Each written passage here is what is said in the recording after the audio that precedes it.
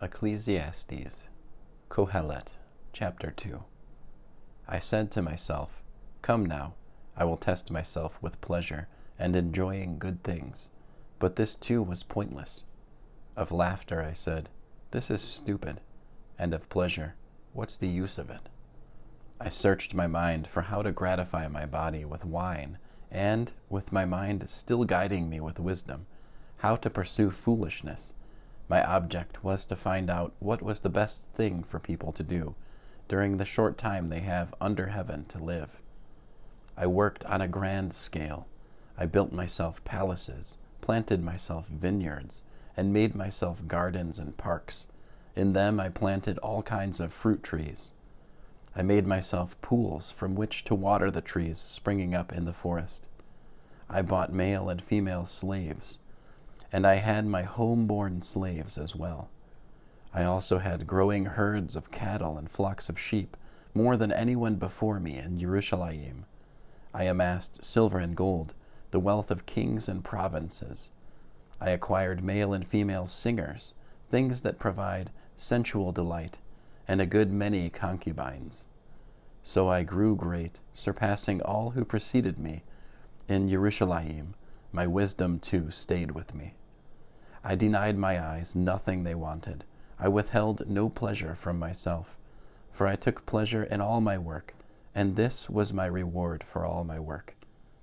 Then I looked at all that my hands had accomplished, and at the work I had toiled at, and I saw that it was all meaningless and feeding on wind, and that there was nothing to be gained under the sun.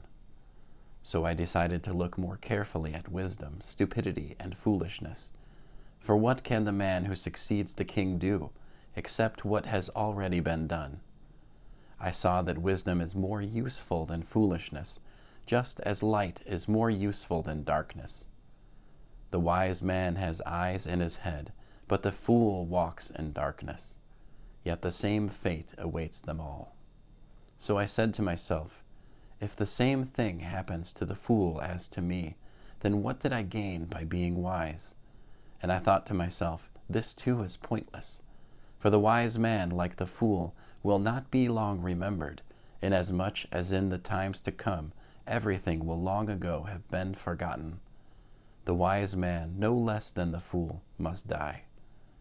So I came to hate life, because the activities done under the sun were loathsome to me, since everything is meaningless and feeding on wind.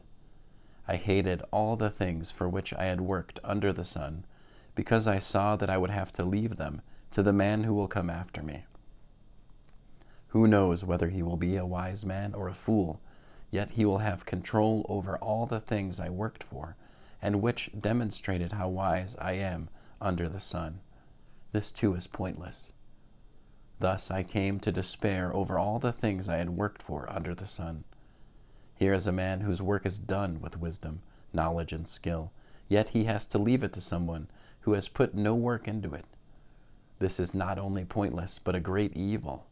For what does a person get from all his efforts and ambitions permeating the work he does under the sun? His whole life is one of pain, and his work is full of stress. Even at night his mind gets no rest. This too is pointless. So there is nothing better for a man to do than eat, drink, and let himself enjoy the good that results from his work. I also realized that this is from God's hand. For who will eat and who will enjoy except me? For to the man who is good from God's viewpoint he gives wisdom, knowledge, and joy. But to the sinner he gives the task of collecting and accumulating things to leave to him who is good from God's viewpoint. This too is pointless and feeding on wind. End of Ecclesiastes chapter 2.